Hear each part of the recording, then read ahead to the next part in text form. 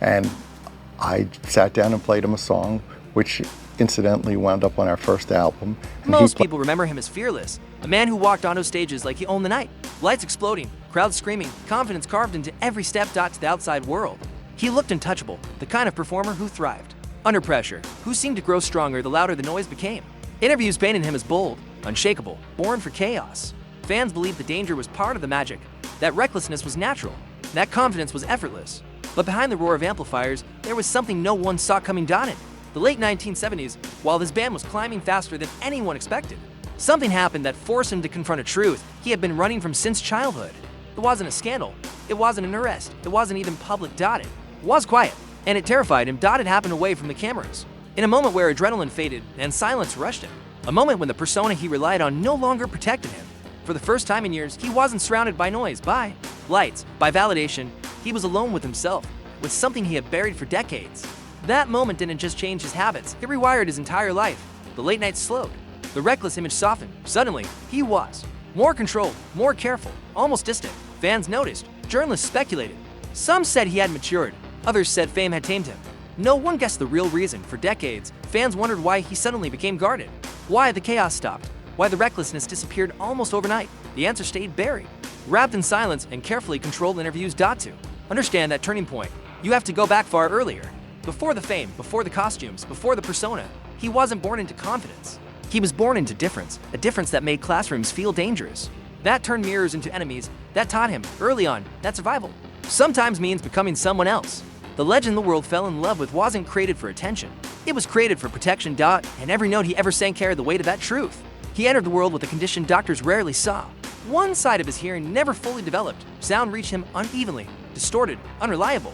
There was no fix, no surgery that could give him what others took for granted. To doctors, it was a diagnosis. To him, it was a lifetime sentence. As a child, he didn't have the language to explain it. He only knew the world felt off. Classrooms were confusing, voices overlapped, directions vanished into noise, words arrived too late or not at all. He learned to smile, and not even when he was lost. Teachers assumed he wasn't paying attention. Other kids assumed he was strange. They noticed first what he tried hardest to hide. Nicknames followed him through hallways. Cruel ones, sticky ones. Each laugh taught him a lesson. Weakness invites attention. Silence invites survival. He stopped asking for help. He stopped correcting people. Every misunderstanding became something he carried alone. He learned quickly that explaining only made things worse. So he adapted. He positioned himself carefully in rooms. He leaned toward sound. He memorized patterns instead of relying on instinct. He watched lips. He read body language. He learned how to fake normal. At home, support was limited. His parents loved him, but they didn't understand the quiet war happening inside their son. They told him to toughen up, to ignore it, to blend in. But blending in was impossible when every sound arrived incomplete. Isolation followed him. Everywhere, even in crowded rooms, even at family dinners, even at school assemblies where noise swallowed meaning whole. Music, ironically, became his refuge. Not because he heard it perfectly, but because he felt it. Vibration replaced clarity. Rhythm replaced direction. Bass lines grounded him when voices failed. Music didn't require explanation. It didn't punish him for listening differently. It welcomed him. In those moments, something shifted for the first time. His difference wasn't a liability, it was an advantage. A new way of experiencing the world. That was the first time he realized something important. What felt like a weakness might become a signature. By his teenage years, the bullying had left scars that confidence alone couldn't cover. Some wounds didn't bleed, they echoed. Every laugh, every sideways glance stayed with him longer than the insults themselves. He knew talent wasn't enough. Talent could still be ignored, mocked, dismissed. He needed armor. So, he invented one. Long before the stage lights, he began experimenting with image. Hair became a shield, clothing became exaggeration, colors grew louder, shapes grew sharper. He wasn't trying to stand out. He was trying to control what people saw first. If eyes were drawn to the spectacle, they wouldn't linger on his fear. Rejection followed him anyway. When music scenes rejected him, they didn't just reject his sound, they mocked his appearance, his voice, his presence. Some said he was too strange, others said he wasn't marketable. None of them knew how carefully constructed every detail already was. One audition ended with laughter before he could even finish a song.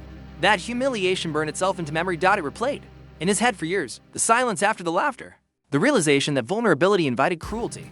That was the day he understood something crucial. If the world was going to stare, he would decide where they looked. The persona wasn't arrogance, it was survival. On stage, he became someone untouchable, larger than life, impossible to ignore, but impossible to wound. The mask gave him distance, it turned pain into performance, fear into spectacle. The character gave him permission to be bold where the boy had learned to shrink. And audiences responded. They didn't see insecurity, they saw power. They didn't hear doubt, they heard confidence. What they didn't know was that every performance was an act of defiance, not against critics, but against a past that tried to erase him. Every show was proof that the broken kid had survived, and that survival had a sound. Success came fast once the formula locked in, the image, the sound, the attitude, it all clicked at once. Tours expanded, records sold, the crowds grew louder than anything he'd ever struggled to hear.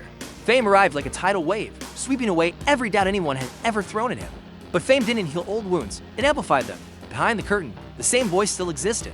Only now he was surrounded by temptation, backstage. Became chaos, nights blurred into excess, applause became addictive, attention became currency, and he spent it recklessly. The persona that protected him on stage didn't know when to rest. Noise became his shield again for a while, the volume, work. The parties distracted him, the adrenaline replaced reflection, as long as the world was loud. He didn't have to listen to himself, until one night changed everything. It wasn't dramatic. No headlines, no sirens, no collapse in front of cameras. Just a diagnosis whispered in a sterile room that suddenly felt too small. The lights were harsh, the silence unbearable. The consequences of his lifestyle were no longer abstract. They were real, permanent, unavoidable. In that moment, fame meant nothing. The persona couldn't protect him. The mask cracked, fear replaced adrenaline. The same fear he remembered from childhood, the fear of losing control, came rushing back. For the first time since childhood, he felt truly exposed, and he stopped, almost overnight. The partying faded, the recklessness ended, the phone rang. Less often, by choice, the walls went up higher than ever. Fans noticed the shift. Interviews grew shorter. Appearances became rare, speculation followed, but the truth stayed hidden. He didn't owe the world an explanation, he was too busy saving himself. After that moment, everything became deliberate. Nothing was left to chance anymore. Schedules were tightened until spontaneity disappeared. Diets were monitored with near clinical precision. Sleep was regulated, access was restricted, even conversations were filtered. Chaos had cost him peace, and he refused to pay again. To outsiders, it looked like discipline, a man finally taking charge of his life. Headlines praised his focus and professionalism. To those close to him, it felt different. It felt like fear disguised as structure. He became hyper-aware of risk, hyper-aware of trust, hyper-aware of loss. Every decision passed through the same question. What could this take from me? This was the same boy who once had no control over how the world treated him. Back then, control was taken from him without explanation. Now, control was oxygen. Without it, he felt like he couldn't breathe. But control has a cost. Creative partnerships suffered first. Collaboration requires vulnerability. And vulnerability felt dangerous. Suggestions were taken as threats. Disagreements escalated into arguments. Loyalty became a test no one could consistently pass because the rules kept changing. People learned to walk carefully around him. Some adapted, others walked away. Success continued. But the joy felt thinner. Albums sold. Tours succeeded. Applause remained loud. Yet satisfaction never lasted. The silence between moments grew heavier. The fear he tried to contain leaked into everything. The stage still gave him power, but silence followed him off. It died in quiet rooms, without structure, without noise. Control slipped. And in those moments, the past waited patiently, watching, reminding him that no amount of precision could fully erase it. As years passed, cracks appeared in the foundation. They weren't obvious at first. They never are. Small tensions, missed calls, unspoken resentments. Bandmates drifted, some burned out, others simply tired of navigating invisible boundaries. Substance abuse claimed people around him, friends, collaborators. Reminders of roads he barely avoided himself. Reunions were discussed, promised, delayed. When they happened, they felt forced, fueled by nostalgia rather than connection. Smiles looked rehearsed. Laughter arrived late. The magic everyone expected couldn't survive under pressure. The persona that once saved him now trapped him. It demanded consistency. It demanded strength. It demanded that he never admit doubt. Every appearance required him to be the version people remembered, even when he no longer recognized that version himself. And slowly, a dangerous question formed. Who was he without the mask? That question terrified him more than any crowd ever could. Without the persona, there was no script, no protection, no distance between him and the boy who learned early that being different meant being targeted. So, he pushed harder, worked longer, filled calendars, extended tours, more projects, less rest. He tried to outrun the fear the same way he once outran silence. But exhaustion doesn't negotiate. It doesn't care about legacy. It doesn't respect reputation. It collects its debt slowly, then all at once. And when it finally came due, it wasn't public. It was internal. A collapse no one could photograph, a breaking point only he could feel. The reinvention didn't come from music. It came from honesty. For decades, silence had been his shield. Now, silence felt heavier than truth, later in life. In interviews that felt less rehearsed and more human, he finally spoke openly about the condition he'd hidden since birth, about the uneven hearing, about the shame that followed him into classrooms and backstage corridors alike, about the bullying, about the fear of being seen as broken. He expected pity. He expected judgment. Instead, he was met with recognition. Letters arrived, handwritten, emotional, unfiltered. Parents who didn't know how to help their children. Teenagers who had never heard someone like them speak from a place of success. Adults who had spent their lives hiding differences. They were told to overcome quietly. They didn't see weakness. In his story, they saw survival. For the first time, vulnerability felt powerful. Not as a performance, but as truth. He realized the mask had outlived its purpose. It once kept him safe. Now, it kept him distant. And when the mask came off, he didn't disappear. The fear he carried for years never came true. Audiences didn't turn away. Respect didn't fade. If anything, it deepened. People listen differently now, not to the volume, but to the meaning. He became something else. Not just a performer, not just a legend, a witness, someone who stood in the open and proved that difference didn't have to be hidden to survive. It could be named, shared, owned. In doing so, he reclaimed a part of himself he thought he'd lost forever. With honesty came direction. He began supporting causes tied to difference, quietly at first, funding programs for children with hearing challenges, supporting accessibility initiatives, mentoring kids who felt invisible in systems that weren't built for them. He didn't brand it. He didn't announce it. He simply showed up because he remembered what it felt like to be unseen. Music changed too.